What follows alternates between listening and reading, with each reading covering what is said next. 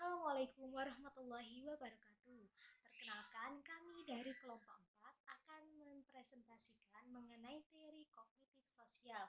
Sebelumnya, perkenalkan kami untuk memperkenalkan diri. Kami beranggotakan yang pertama, Ayu Anggraini Wulansari, yang kedua, Ayu Fatima Az-Zahra, yang ketiga, Nur Laili Alvina, dan yang keempat, Syifa Ayu Haryono. Kemudian, pada slide pertama terdapat pengertian sosial. Pengertian sosial, menurut Lewis, sosial adalah sesuatu yang dicapai, dihasilkan, dan ditetapkan dalam interaksi sehari-hari antara warga negara dan pemerintahannya.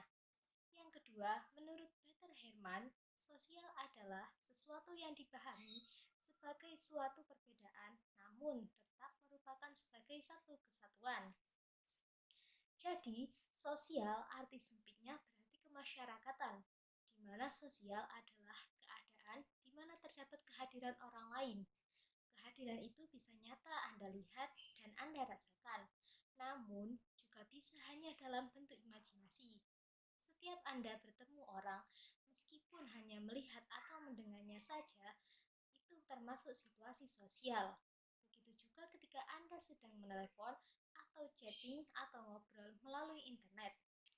Yang selanjutnya yaitu mengenai konsep-konsep belajar sosial. Konsep-konsep belajar sosial ini dipaparkan oleh beberapa tokoh, di antaranya yang pertama, Baran dan Davis tahun 2000.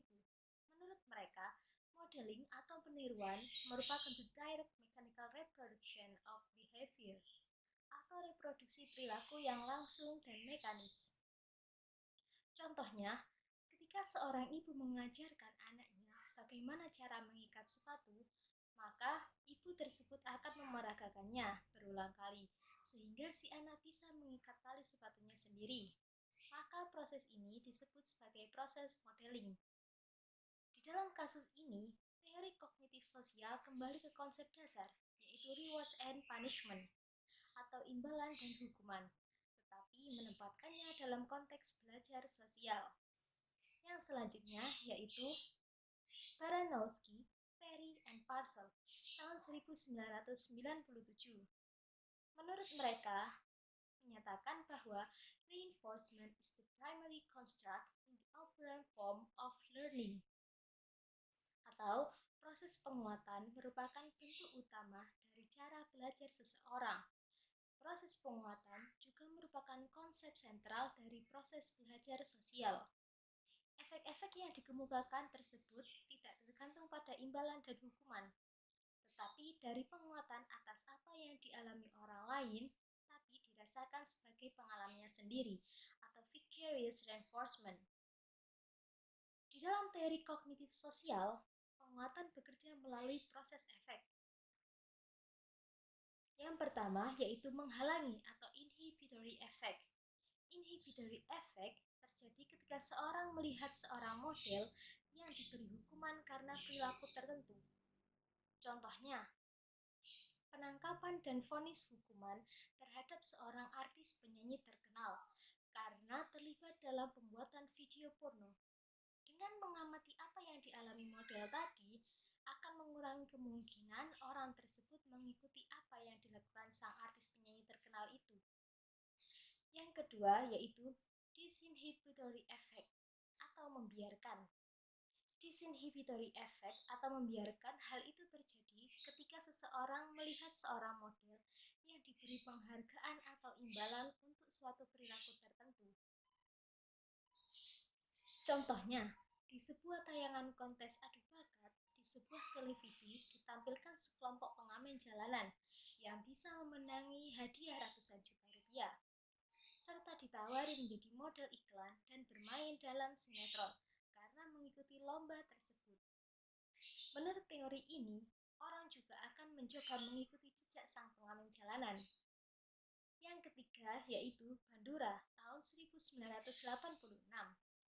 Menurut Bandura, vicarious reinforcement terjadi karena adanya konsep pengharapan hasil atau outcome expectation dan harapan hasil atau outcome expectations.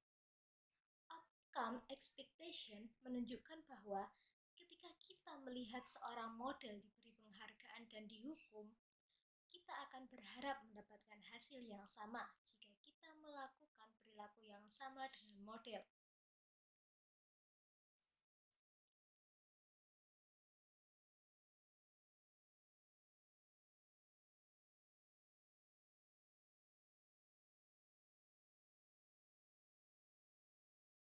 Selanjutnya merupakan tokoh teori kognitif sosial.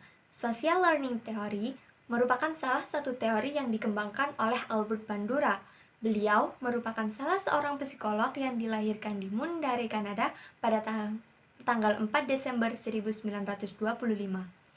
Albert Bandura menerima gelar sebagai sarjana muda di bidang psikologi dari University of British of Columbia pada tahun 1949 dan menerima gelar PhD dari Universitas Iowa pada tahun 1952. Di tahun 1953, beliau mulai mengajar di Stanford University.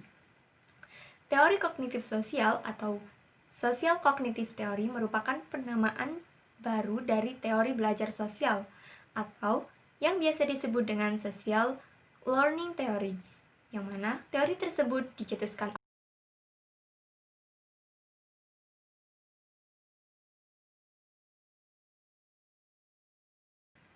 Nah, selanjutnya merupakan belajar sosial. Teori belajar sosial menjelaskan perilaku manusia dalam hal interaksi timbal balik yang saling berkesinambungan antara kognitif, perilaku, dan juga pengaruh lingkungan. Dalam hal ini, sesuai dengan yang dikembangkan oleh Albert Bandura dengan konsep deterministik resipkoral, maka terdapat 3 faktor utama, yaitu perilaku, person atau kognitif, dan juga lingkungan. Sesuai yang dapat kita lihat bersama dalam slide PPT, terdapat sebuah bagan, yang mana dari bagan tersebut menggambarkan hubungan antara tingkah laku atau behavioristik, person atau kognitif, dan juga lingkungan belajar, yang biasa kita sebut dengan learning environment. Dari gambar tersebut, dapat kita ketahui bahwa terdapat hubungan antara komponen yang satu dengan yang lainnya. Yang pertama yaitu faktor lingkungan yang mempengaruhi perilaku, selanjutnya perilaku yang mempengaruhi lingkungan, dan yang ketiga merupakan faktor person atau kognitif yang mempengaruhi perilaku. Faktor kognitif sendiri dapat mencakup ekspektasi, keyakinan, strategi pemikiran, dan juga kecerdasan. Teori belajar sosial ini menjelaskan bagaimana kepribadian seseorang berkembang melalui proses pengamatan, di mana orang belajar melalui observasi atau pengamatan terhadap perilaku orang lain, terutama pemimpin atau orang-orang yang memiliki nilai lebih dibandingkan dengan dirinya sendiri. Kebanyakan perilaku manusia dipelajari secara observasional melalui pemodelan, yaitu dari mengamati orang lain. Kemudian hasilnya tersebut dapat berfungsi sebagai panduan untuk bertindak. Albert Bandura menyatakan bahwa belajar banyak perilaku melalui peniruan. Kita bisa meniru beberapa perilaku hanya melalui pengamatan terhadap perilaku model dan akibat yang ditimbulkan oleh model tersebut. Proses belajar seperti ini dapat disebut dengan observational learning atau pembelajaran melalui pengamatan. Selama jalannya observational learning, seseorang akan terus mencoba melakukan tingkah laku yang dilihatnya. Sedangkan reinforcement dan juga punishment di sini berfungsi sebagai suatu sumber informasi.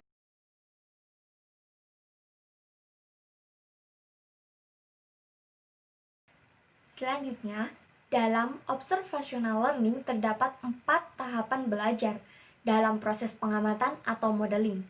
Proses yang terjadi dalam observational learning tersebut antara lain atensi, retensi, memproduksi gerak motorik, dan juga ulangan. Yang pertama, atensi. Apa itu atensi? Atensi merupakan suatu tahap di mana seseorang harus memberikan perhatian terhadap model dengan cermat. Dalam hubungan ini, Albert Bandura memberikan contoh pengaruh televisi dengan model-modelnya dalam kehidupan masyarakat, terutama dalam dunia anak-anak. Keinginan memperhatikan dipengaruhi oleh kebutuhan-kebutuhan dan juga minat-minat pribadi. Semakin ada hubungannya dengan kebutuhan dan juga minat, maka semakin mudah tertarik perhatiannya. Sebaliknya, apabila tidak ada kebutuhan dan juga minat, menyebabkan seseorang tersebut akan sulit dalam memperhatikan. Yang kedua adalah retensi. Retensi merupakan tahap di mana seseorang harus mengingat kembali perilaku yang ditampilkan oleh model yang diamati. Maka, seseorang harus memiliki ingatan yang bagus untuk melakukan atau mengingat apa yang dilakukan oleh model. Anak melakukan proses retensi atau mengingat dengan menyimpan informasi dalam bentuk simbol-simbol dalam memori. Albert Bandura mengemukakan kedekatan dalam rangsang sebagai faktor terjadinya asosiasi antara rangsang yang satu dengan rangsang yang lainnya bersama-sama. Timbulnya satu ingatan karena ada rangsangan yang menarik ingatan lain untuk disadari, karena kualitas rangsang-rangsang tersebut kira-kira sama atau hampir sama dan ada hubungan yang dekat. Bentuk simbol-simbol yang diingat ini tidak hanya diperoleh berdasarkan pengamatan visual, melainkan juga melalui verbalisasi. Ada simbol-simbol verbal yang nantinya bisa ditampilkan dalam tingkah laku yang berwujud. Pada anak-anak yang kekayaan verbalnya masih terbatas, maka kemampuan meniru hanya sebatas pada kemampuan mensimbolisasikan melalui pengamatan visual. Yang ketiga adalah memproduksi gerak motorik. Dalam tahapan ini, seseorang harus mengatur tanggapannya sesuai dengan perilaku model. Kemampuan ini dapat dilakukan dengan praktek. Supaya bisa mereproduksikan tingkah laku dengan tepat dan cepat, seseorang harus sudah bisa memperlihatkan kemampuan-kemampuan motoriknya. Kemampuan motorik ini juga bisa termasuk salah satunya adalah kekuatan fisik. Misalnya, seorang anak mengamati ayahnya yang sedang mencangkul di ladang. Agar anak ini dapat meniru apa yang dilakukan oleh ayahnya, maka anak tersebut harus sudah cukup kuat untuk mengangkat cangkul dan melakukan gerak terarah seperti yang dilakukan ayahnya. Yang keempat adalah ulangan. Ulangan di sini merupakan suatu penguatan dan juga motivasional. Setelah seseorang melakukan pengamatan terhadap suatu model, maka ia akan mengingatnya. Diperlihatkan atau tidaknya hasil dari pengamatan tingkah laku terhadap model, maka bergantung pada kemauan ataupun motivasi yang dimiliki.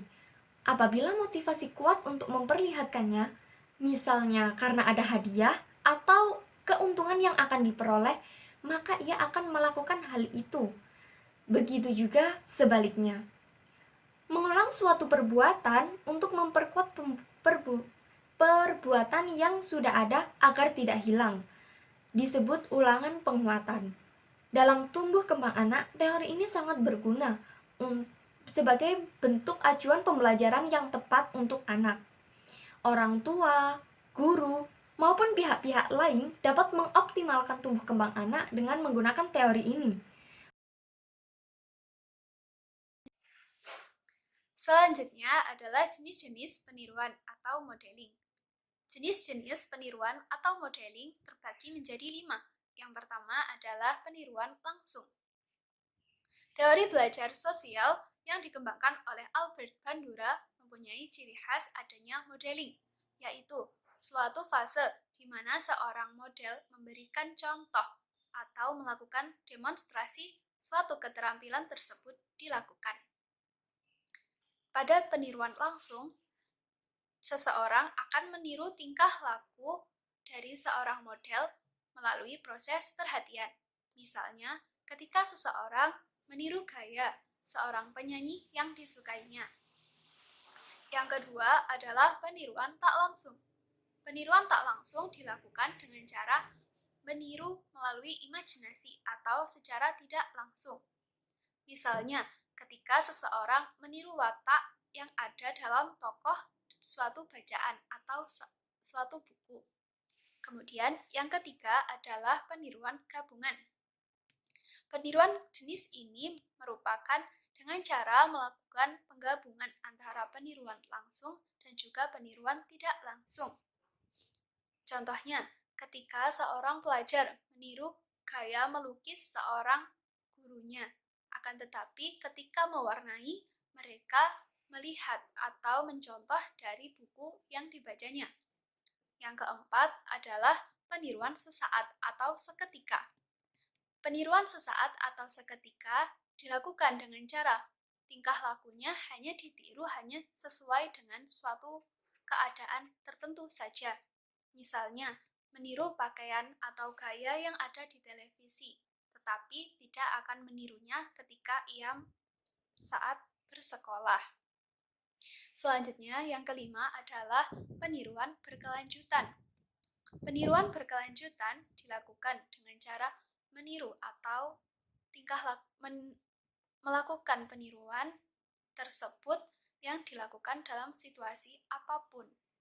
Misalnya, ketika seseorang murid atau peserta didik meniru gaya bahasa pendidik atau gurunya. Nah, selanjutnya adalah hal lain yang harus diperhatikan, bahwa faktor model atau teladan mempunyai prinsip-prinsip sebagai berikut.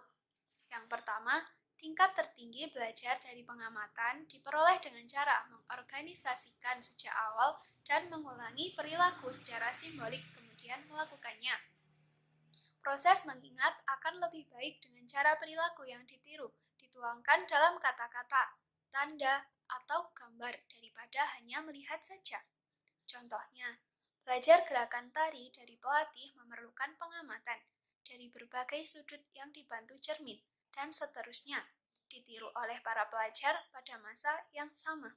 Kemudian, proses meniru akan efisien jika gerakan tari tadi juga didukung dengan penayangan video, gambar, atau kaidah yang ditulis dalam buku panduan. Yang kedua, individu lebih menyukai perilaku yang ditiru jika sesuai dengan nilai yang dimilikinya. Yang ketiga, individu akan menyukai perilaku yang ditiru jika model tersebut disukai dan dihargai serta perilakunya mempunyai nilai yang bermanfaat. Karakteristik model yang efektif. Menurut Jenny Alice Ormond pada tahun 2008, karakteristik model yang efektif terbagi menjadi 4. Yang pertama adalah kompetensi. Seseorang peserta didik akan lebih meniru tingkah laku seseorang yang sudah mempunyai profesionalitas tinggi atau meniru kebaikannya, bukan sebaliknya. Misalnya, seorang peserta didik akan meniru keahlian seorang pemain sepak bola yang sudah mempunyai profesionalitas dan skills yang tinggi. Yang kedua adalah berprestis dan kekuasaan. Seseorang peserta didik akan lebih suka meniru seseorang yang mempunyai prestis atau prestasi serta kekuasaan yang mereka anggap sesuai. Yang ketiga adalah sesuai dengan gender, yaitu mereka akan lebih mengadopsi perilaku atau tingkah laku seorang model yang mereka tiru sesuai dengan gender mereka masing-masing.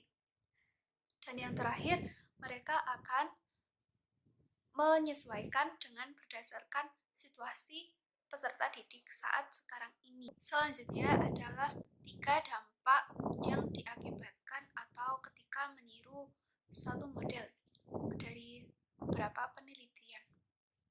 Yang pertama akan berdampak kepada akademis atau keterampilan akademis seorang peserta didik. Yang kedua adalah akan berdampak kepada agresi atau suatu emosi atau berperilaku kasar dari seorang peserta didik. Yang ketiga adalah interpersonal, yaitu suatu tingkah laku dari seseorang kepada seorang peserta didik yang meniru tersebut. Misalnya, ketika diskusi dalam kelas, mereka akan saling melihat satu sama lain. Mereka akan mencontohkan atau mengintrapersonalkan diri mereka masing-masing.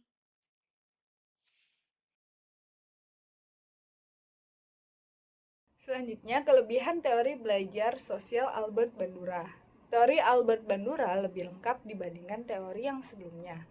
Karena itu menekankan bahwa lingkungan dan perilaku seseorang dihubungkan melalui sistem kognitif orang tersebut. Bandura memandang tingkah laku manusia bukan semata-mata refleks atas stimulus, melainkan juga akibat reaksi yang timbul akibat interaksi antara lingkungan dengan kognitif manusia itu sendiri. Pendekatan teori belajar sosial lebih tekankan pada perlunya conditioning atau pembiasaan merespon dan imitation atau peniruan. Selain itu, pendekatan belajar sosial menekankan pentingnya penelitian empiris dalam mempelajari perkembangan anak-anak. Penelitian ini berfokus pada proses yang menjelaskan perkembangan anak-anak, faktor sosial, dan kognitif. Lalu, kelemahan teori belajar sosial Albert Bandura. Teori pembelajaran sosial Bandura sangat sesuai jika diklasifikasikan dalam teori behavioristik. Ini karena teknik pemodelan Albert Bandura adalah mengenai peniruan tingkah laku dan ada kalanya cara peniruan tersebut memerlukan pengulangan dalam mendalami sesuatu yang ditiru. Selain itu juga, jika manusia belajar atau membentuk tingkah lakunya dengan hanya melalui peniruan atau modeling, sudah pasti terdapat sebagian individu yang menggunakan teknik peniruan ini juga akan meniru tingkah laku yang negatif, termasuk perlakuan yang tidak diterima dalam masyarakat. Menurut Jane Ellis Omroth tahun 2008. Jane membagi-bagi implikasi teori belajar sosial ke dalam 5 bagian berdasarkan asumsi-asumsi teori kognitif sosial, yaitu yang pertama, belajar dengan mengamati. Implikasinya bagi pembelajaran yaitu bantulah siswa menguasai perilaku yang baru dengan lebih cepat dengan cara memodelkan atau mencontohkan perilaku tersebut. Yang kedua, belajar sebagai proses internal yang bisa tercermin dalam perilaku.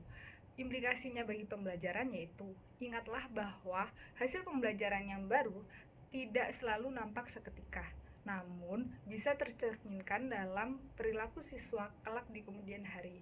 Selanjutnya, perilaku timbal balik antara variabel lingkungan, perilaku, dan juga individu. Doronglah siswa membuat pilihan-pilihan yang akan mengaruh pada pengalaman belajar yang bermanfaat. Selanjutnya, perilaku yang berorientasi tujuan. Implikasinya yaitu doronglah siswa menetapkan tujuan-tujuan yang produktif untuk diri mereka sendiri, khususnya yang menantang namun dapat dicapai. Lalu ada pengaturan perilaku oleh diri sendiri atau self-regulation of behavior. Implikasinya bagi pembelajaran yaitu ajari siswa strategi untuk membantu diri mereka sendiri berperilaku secara tepat dan belajar secara efektif.